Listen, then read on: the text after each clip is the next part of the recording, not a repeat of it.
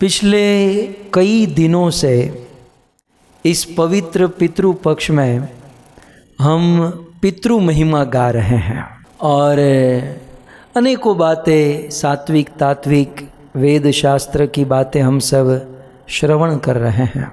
मन में एक प्रश्न हो रहा है और इस प्रश्न से ही कथा प्रारंभ करेंगे। ध्यान से सुनिएगा। हम सब पितरों की महिमा सुनते आए हैं, आने वाले दिनों में सुनते भी रहेंगे। हालांकि ये भी पितृ महिमा ही है।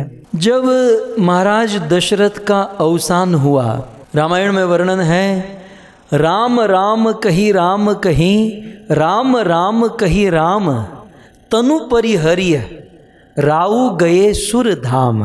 6 बार महाराज दशरथ राम राम राम राम राम राम कहकर अपने प्राणों को त्यागे। अब इस पर विद्वानों ने, आचार्यों ने अपने बहुत सारे मत दिए हैं, परंतु एक मत आचार्य का यह भी रहा कि भगवान रामचंद्र का विरह हुआ। रामचंद्र घर से निकले हैं 5 दिन हुए हैं और 6ठे दिन महाराज दशरथ की मृत्यु हुई, इसलिए 6 दिन राम के विरह में 6 दिन, इसलिए महाराज दशरथ 6 बार राम राम राम बोलकर अपने प्राणों को त्यागे हैं। सो तनु परिहरि विरह राऊ गए सुर धाम। उस राऊ ने महाराज दशरथ ने ऊर्ध्वलोक गमन किया।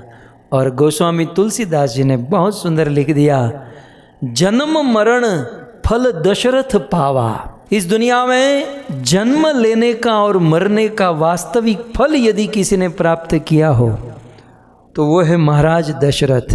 धन्य है महाराज दशरथ, जिन्होंने जीते जी राम से प्रेम किया, राम का दर्शन किया और प्राण भी त्यागे तो राम के विरह में प्राण त्यागे। सो कुल मिलाकर महाराज दशरथ का देहांत हुआ, उनकी मृत्यु हुई और भगवान रामचंद्र को ये बात पता चली ही होगी। चलो हम मान लेते हैं रामायण के अनुसार कि उस समय किसी व्यक्ति ने भगवान रामचंद्र को नहीं बताया, लेकिन भगवान रामचंद्र परमात्मा है, भगवान रामचंद्र पर ब्रह्म है। वही भगवान रामचंद्र विष्णु के अवतार है और विष्णु का अर्थ होता है सर्वव्याप्त इति विष्णु, जो सभी जगह पर व्याप्त है, जो सब हर समय हर जगह रहते हैं, उसे विष्णु कहते हैं। विद्वानों ने कहा, वदंती तत्वत्व इदस तत्वम यत ज्ञानम अद्वयम ब्रह्मेति परमात्मेति भगवान इति शब्दते। एक ही भगवान एक ही समय पर अपने धाम में भी रहते हैं। संसार के सभी जीवों के वही भगवान सभी जीवों के हृदय में परमात्मा के रूप में रहते हैं और वही भगवान संसार के प्रत्येक कण कण में रहते हैं, संसार के प्रत्येक वस्तु में रहते हैं। तो क्योंकि भगवान रामचंद्र परब्रह्म है, परमात्मा है, इसलिए रामचंद्र को भी पता चल गया होगा मेरे पिता की मृत्यु हुई है। और हम लोग इतने दिनों से पितृ महिमा सुन रहे हैं, तो जब पिता की मृत्यु होती है तो पिता के देह संस्कार, दाह संस्कार बड़ा बेटा करता है। और महाराज दशरथ के 4 पुत्र थे, उनमें सबसे ज्येष्ठ पुत्र भगवान रामचंद्र हैं। सो विधि के अनुसार भगवान रामचंद्र को दाह संस्कार करना चाहिए था। और ब्रह्म परमात्मा है भगवान रामचंद्र, इसलिए जानते भी होंगे कि मेरे पिता की मृत्यु हुई। तो फिर भगवान रामचंद्र ने अपने पिता का दाह संस्कार क्यों नहीं किया?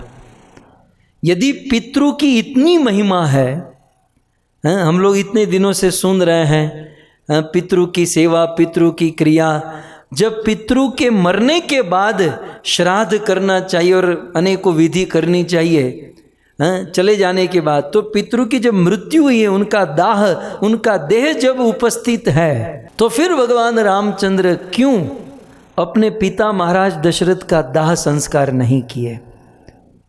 क्या भगवान रामचंद्र पितृ महिमा नहीं जानते थे? क्या भगवान रामचंद्र पितृ भक्त नहीं थे? या फिर पितृ की इतनी महिमा नहीं है कि जिससे भगवान रामचंद्र ने ऐसा सोचा समझा कि भाई ये दाह संस्कार करने की ज़रूरत नहीं है। अब इतने दिनों से पितरों की महिमा गा रहे हैं, लेकिन भगवान रामचंद्र का यह आचरण सोच में डाल देता है कि आखिर भगवान रामचंद्र ने क्यों दाह संस्कार नहीं किया। प्रश्न समझ में आ गया? प्रश्न जितना अच्छे से समझ में आएगा, इसके उत्तर में उतना ही अधिक आनंद आएगा। कभी कभी क्या होता है, प्रश्न बोलने के बाद उत्तर शुरू करते हैं, 1 घंटा उत्तर चलता है, फिर पता चलता है यार प्रश्न तो समझ में ही नहीं आया। जब प्रश्न ही समझ में नहीं आया तो उत्तर कैसे दें। एक बात याद रहे, जब आप एग्ज़ाम में बैठे हो या प्रीचिंग करते हो, प्रचार करते हो, तो जब प्रश्न पूछा जाता है ना, यदि बुद्धिमानी है ना, तो जो प्रश्न पूछ रहा है ना, उस प्रश्न में ही उत्तर होता है। ज़्यादा यहाँ वहाँ भटकने की ज़रूरत नहीं, फांफा मारने की ज़रूरत नहीं है। ध्यान से उनका प्रश्न सुनो, उस प्रश्न में ही उत्तर होता है। लेकिन हमारा क्या ना, प्रश्न के ऊपर हमारा इतना ध्यान नहीं होता है, इसलिए हम ठीक से उत्तर नहीं दे पाते हैं। सो कुल मिलाकर प्रश्न ये है कि त्रेता युग था, महाराज दशरथ ने प्राण त्यागे, राम के विरह में प्राण त्यागे, और भगवान रामचंद्र पर ब्रह्म है, परमात्मा है, जानते ही होंगे कि मेरे पिता की मृत्यु हुई। तो फिर भगवान रामचंद्र ने क्यों अपने हाथों से दाह संस्कार नहीं किया? बड़े बेटे को करना चाहिए। ऐसा भी लिखा है कि जब तक बड़ा बेटा जीवित है और बड़े बेटे के हाथ से दाह संस्कार न हो तो पिता की गति नहीं होती है। सो बड़े बेटे से दाह संस्कार होना चाहिए, क्यों नहीं किया, ये प्रश्न है। तो भक्तों, इसका उत्तर है भगवान रामचंद्र। राम तो राम है, राम साक्षात धर्म है भक्तों। रामो विग्रवान धर्म, राम धर्म की साक्षात विग्रह मूर्ति है, और राम के ऊपर कभी दोष नहीं लगाया जा सकता। मैटर समझनी होगी, हैं, सिद्धांत समझना होगा। भगवान राम रामो विग्रवान धर्म, स्वयं धर्म के विग्रह है, और भगवान रामचंद्र ने दाह संस्कार नहीं किया। इसके पीछे कारण बहुत बड़ा है।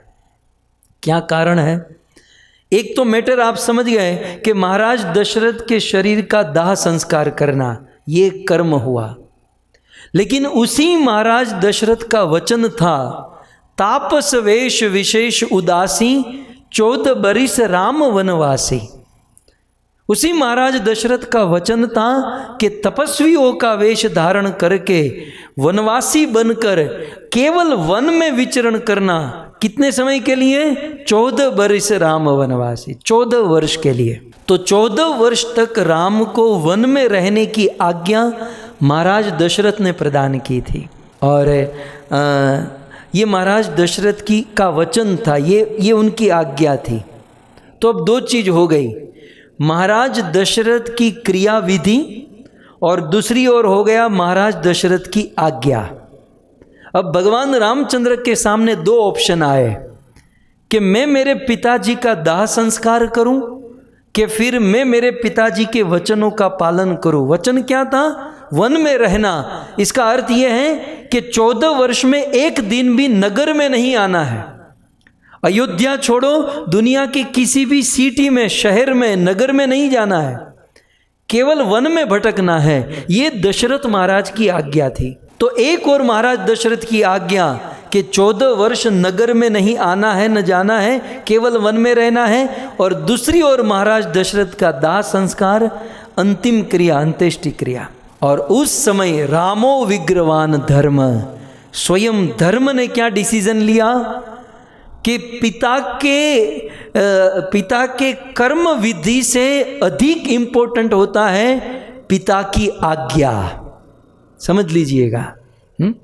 अब यहाँ पर आप गुरु को भी जोड़ सकते हैं, गुरु चाहे पिता, लेकिन धर्म भगवान रामचंद्र ने अपने आचरण से सिखाया, भगवान रामचंद्र ने अपने आचरण से धर्म निभाया, और हम सबको बताया कि पिता की अंत्येष्टि क्रिया, अंतिम विधि जो थी, उस विधि विधान से कोटि गुना उत्तम है पिता की आज्ञा। अर्थात एक होती है फॉर्मेलिटी, पुत्र और पिता के बीच में फॉर्मेलिटी, या फिर शिष्य और गुरु के बीच में फॉर्मेलिटी, और दूसरी होती है पिता की आज्ञा, गुरु की आज्ञा। सो भगवान रामचंद्र ने पिता के प्रति जो फॉर्मेलिटी थी वह न निभाकर भगवान रामचंद्र ने अपने पिता की आज्ञा का पालन किया। सो भगवान रामचंद्र ने बताया कि माँ बाप की आज्ञा महत्वपूर्ण है। यदि ये दोनों, एक्चुअली फॉर्मेलिटी भी होनी चाहिए, माता पिता के प्रति दाह संस्कार करना, उनकी क्रिया करना, ये सब कुछ होना चाहिए, लेकिन ये दो चीज एक साथ आ जाए तो कभी कभी जीवन में ऐसे मोड़ पर हम फंस जाते हैं जहां धर्म संकट होता है। इसे कहते हैं धर्म संकट। एक और पिता के प्रति विधि विधान फॉर्मेलिटी है और दूसरी ओर पिता का वचन है, यह है धर्म संकट। तो इस प्रकार से जब दो धर्म टकराए तब क्या करना चाहिए? तब भगवान रामचंद्र ने निर्णय लिया कि फॉर्मेलिटी को छोड़कर आज्ञा का पालन करना ये अधिक उत्तम है। और इसीलिए रामायण में राम के छोटे भाई भरत जी ने बहुत सुंदर वचन कहे। भक्तों समझो, हृदय को तोड़ डाले ऐसे वचन भरत जी।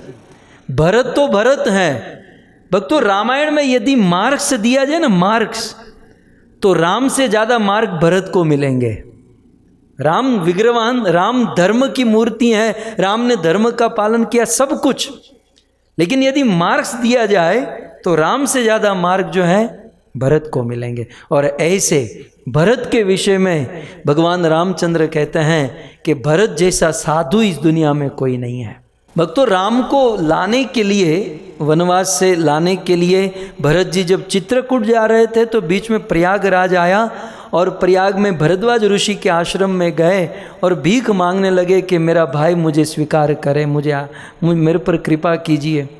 तब भरद्वाज ऋषि ने कहा, भरत जीवन भर हमने भजन किया है और भजन करने का फल कुछ दिन पहले मिला।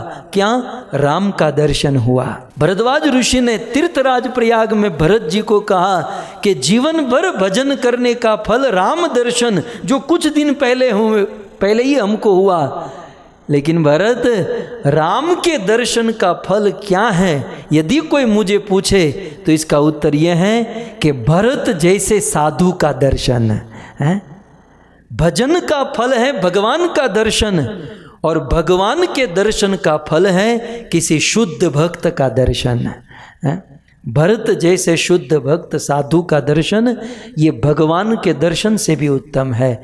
भरद्वाज जी ने ऐसा कहा। और ऐसे भरत जी के वचन बहुत सुंदर कि किस प्रकार से पितृ आज्ञा का पालन करना चाहिए, मैं आपको स्क्रीन पर दिखाऊं और इसका आस्वादन करेंगे हम। गुरु पितु मातु स्वामी हितबानी, गुरु पितु मातु स्वामी हितबानी, सुनी मन मुदित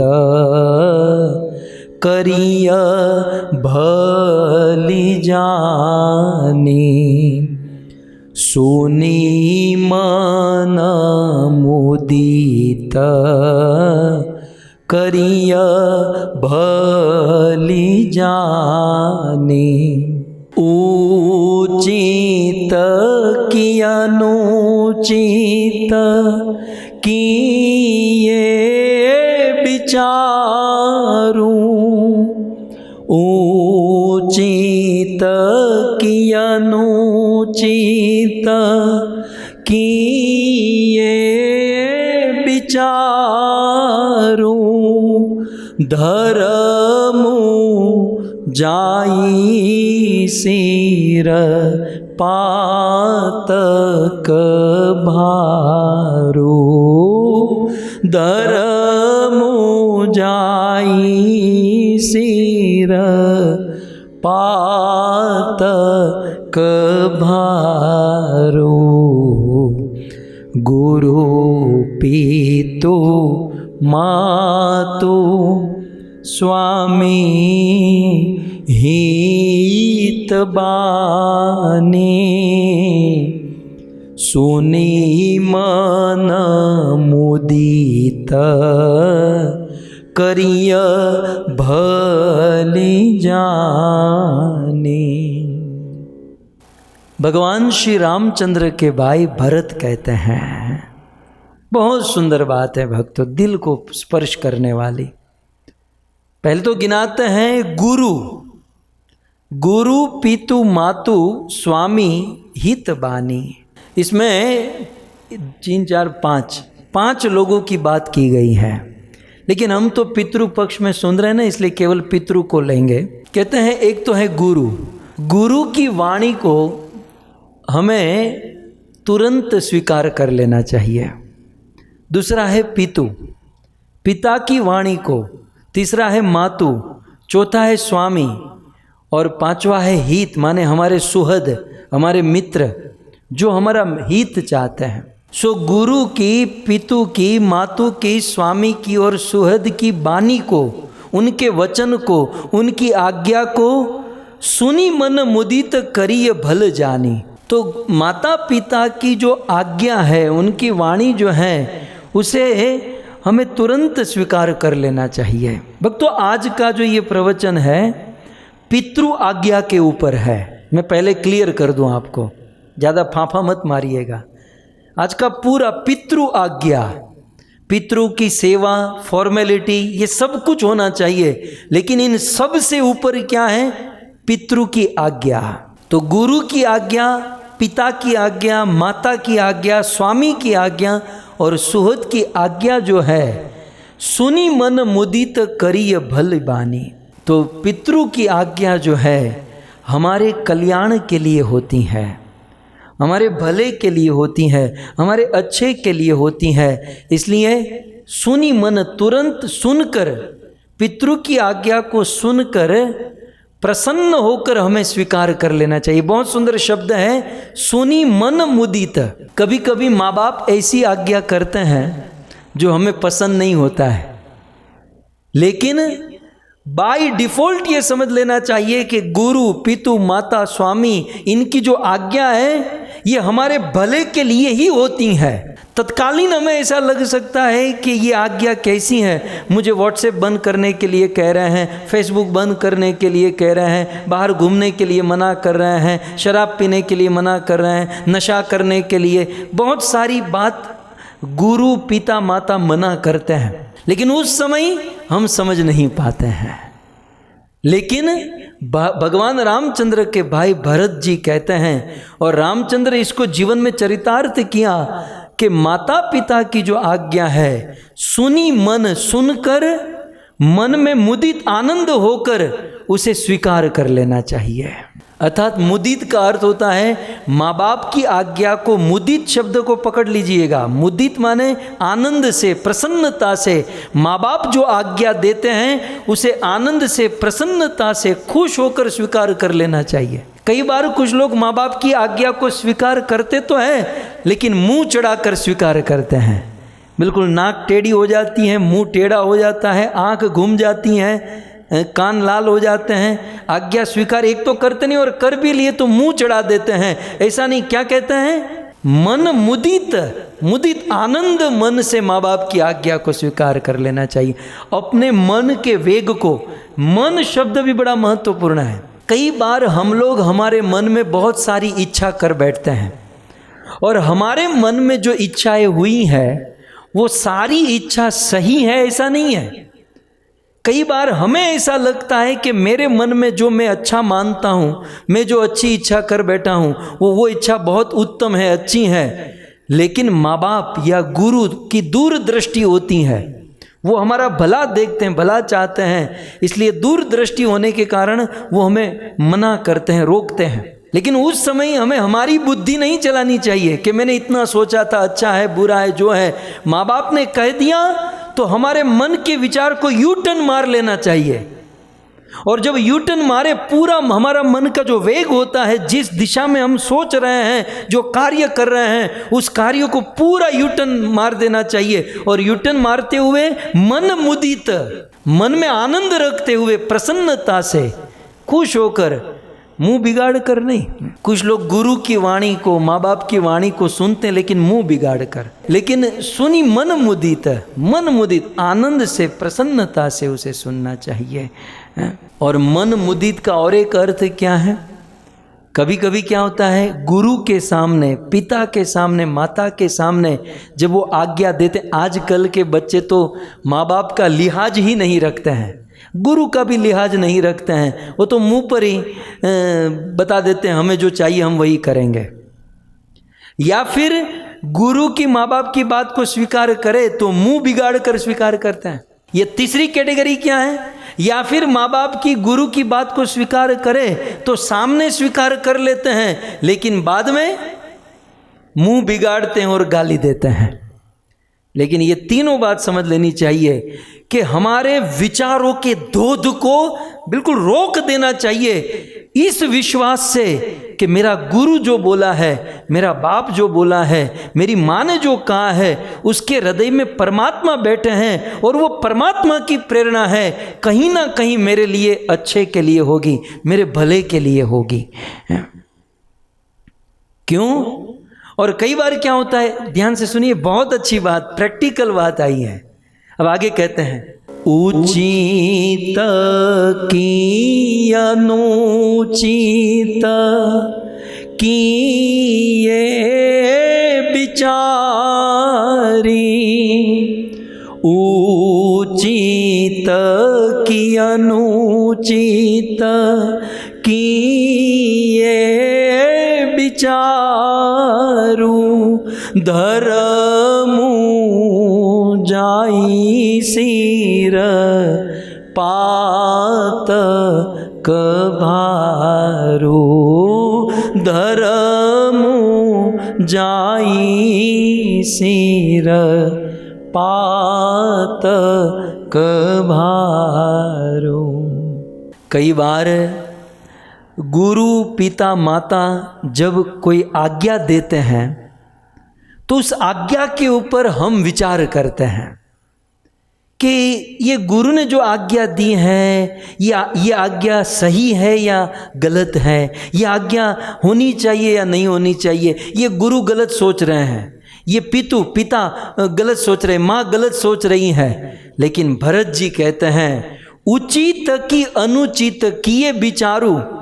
गुरु, माता, पिता की आज्ञा के ऊपर यदि कोई विचार भी करता है कि ये आज्ञा ठीक है या नहीं, ये सही है या गलत, विचार भी कोई करे तो धर्म जाई, उसका धर्म भ्रष्ट हो जाएगा। गुरु और माता और पिता की आज्ञा के ऊपर यदि कोई मन में विचार भी करता है तो धर्म से उनका पतन हो जाता है। दास को ये विश्वास है और मैंने मेरे जीवन में ये सिद्धांत बनाया है, दुनिया में कहीं भी जाओ तो बुद्धि का इस्तेमाल करो। वैसे भी हमारे अंदर बुद्धि बहुत कम है, लेकिन दुनिया में कहीं भी जाओ बुद्धि का इस्तेमाल करो। जब गुरु के पास जाओ तो बुद्धि छोड़कर, दिमाग छोड़कर मात्र दिल का इस्तेमाल करो। दुनिया में सभी लोगों के सामने दिमाग चलाओ, लेकिन गुरु के सामने दिमाग नहीं, दिल चलाना चाहिए, दिल होना चाहिए। लेकिन हमारा क्या है, गुरु के सामने, माँ बाप के सामने हम हमारा दिमाग चलाते हैं। गुरु और माता पिता की आज्ञा के ऊपर हम सोचते हैं कि गुरु जी को ऐसा नहीं करना चाहिए था, हमारे माँ बाप को, हमारे पितरों को, माता पिता को ऐसा नहीं करना चाहिए था। तो भरत जी कहते हैं कि उचित की अनुचित, ये उचित है कि अनुचित है कि ये विचारू। यदि कोई ऐसा विचार भी करता है तो धर्म जाई, उसका धर्म चला जाता है, धर्म भ्रष्ट हो जाता है। और सिर पातक भारू, उनके सिर पर, पातक माने पाप, भारू माने भारी, उनके सिर पर बहुत भारी पाप लगता है। गुरु की आज्ञा, माँ बाप की आज्ञा के ऊपर ये अच्छा है या बुरा यदि कोई विचार भी करे तब भी वह धर्म भ्रष्ट और उनके सिर पर बहुत बड़ा पाप चढ़ता है, उनके सिर पर बहुत बड़ा पाप लगता है। इसलिए भरत जी कहते हैं कि गुरु पितु मातु की जो आज्ञा है, मन मुदित, प्रसन्न होकर, प्रसन्न चित्त से इसे स्वीकार कर लेनी चाहिए। हमारा क्या है, हमारी दूरदृष्टि नहीं होती, माँ बाप की और गुरु की दूरदृष्टि होती है। इसलिए वे जो भी करते हैं भले हमको तत्कालीन समझ में न आए, तत्कालीन हम हमारे मन में बहुत सारे विचार, बहुत सारी बातें खिला बैठे हैं, और कभी कभी, हर समय नहीं, लेकिन कभी कभी गुरु माता पिता की बात हमारे मन से विरुद्ध होती हैं, बड़ा कष्ट होता है मन को। लेकिन ये सिद्धांत है भक्तों, इस सिद्धांत को समझकर, गुरु माता पिता की बात को सुनकर यदि हम हमारे मन को रोक दे, स्टॉप कर दे, वहाँ से यूटर्न मार दे, तो जीवन धन्य हो जाएगा। और यदि माँ बाप के ऊपर दोषारोपण करे, गुरु के ऊपर दोषारोपण करे और हम उनकी आज्ञा का पालन न करें, तब तो पतन। विनाश काले विपरीत बुद्धि। जब विनाश का काल आता है तब गुरु माता पिता की बातों के ऊपर हम तोलने लगते हैं, ये सही है, गलत है, अच्छा है, बुरा है। इसी को कहते हैं विनाश काले विपरीत बुद्धि। नहीं तो विचार करो, जिस समय गौतम ऋषि ने अहल्या को श्राप दिया, उस समय अहल्या के मन में था कि ये मेरा पति, हालांकि गुरु के समान, उनके पिता के समान, ये मेरा पति मुझे श्राप दे रहा है। अहल्या ने इस बात का स्वीकार किया कि जिस समय गौतम ऋषि ने मुझे श्राप दिया उस समय मुझे बहुत बुरा लगा था, मैं आज तक समझ नहीं पाई कि मुझे, मेरी कोई गलती नहीं। एक बात याद रख लीजिए, लिख लीजिएगा, लाल गोविंद दास अहल्या के पक्ष में है। शास्त्र कुछ भी कह रहा हो, संत कुछ भी कहते हो, या कहीं कुछ भी किसी प्रकार से लिख दिया गया हो, लेकिन हम अहल्या के पक्ष में हैं। अहल्या के द्वारा चाहे जो भी गलती हुई नहीं हुई ये छोड़िए, लेकिन अहल्या के मन में ऐसा हुआ कि मेरे पति ने, गौतम ऋषि ने मुझे क्यों श्राप दिया, क्यों श्राप दिया, वो समझ नहीं पाई।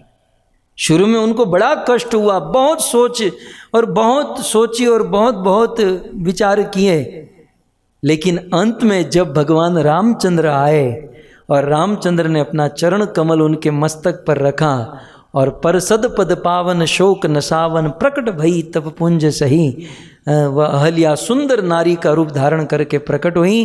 तब अहल्या ने स्वयं स्वीकार किया, मुनि श्राप जो दीना अति भल कीना, परम अनुग्रह में माना। अहल्या कहती है कि मुनि ने, गौतम ऋषि ने जो श्राप दिया था, आज मुझे पता चला कि वो श्राप नहीं, वो तो अनुग्रह, वो तो उनका वरदान, वो तो बहुत बड़ी कृपा थी। अनंत अनंत जन्मों तक साधना करते, भक्ति करते, कितनी कितनी मेहनत करते, फिर भी जो भगवान नहीं मिलते, मेरे पति ने क्या चमत्कार कर दिया, स्वयं भगवान चलकर मेरे पास आए और अपना चरण कमल मेरे मस्तक पर रखे। तो तत्कालीन परिस्थिति में गुरु और माँ बाप के वचनों को हम पचा नहीं पाते हैं, समझ नहीं पाते हैं, और फिर हम माँ बाप से झगड़ा करते हैं, गुरु से झगड़ा करते हैं, और फिर जब समझ आती है, समझ तो आएगी, आज नहीं तो कल समझ तो आएगी, लेकिन उस समय हम गुरु से या माँ बाप से बहुत दूर निकल गए होंगे, हैं? क्योंकि सूरदास जी ने लिखा है, मन पछतई है अवसर बीते, अवसर बीत जाने के बाद कितना भी पछताओगे, कोई लाभ नहीं है। इसलिए गुरु की आज्ञा, माँ बाप की आज्ञा, उस पर कोई विचार न करके उसको स्वीकार कर लेना, यही धर्म है। और दूसरा प्रमाण भागवत का दूं तो नल कुबेर मणिग्रीव को ले लीजिए, है ना। नारद मुनि ने श्राप दिया और श्राप से नंद बाबा के घर पर यमलार्जुन, वही कुबेर के दो पुत्र नल कुबेर मणिग्रीव, नंद बाबा के वहाँ दो वृक्ष बने।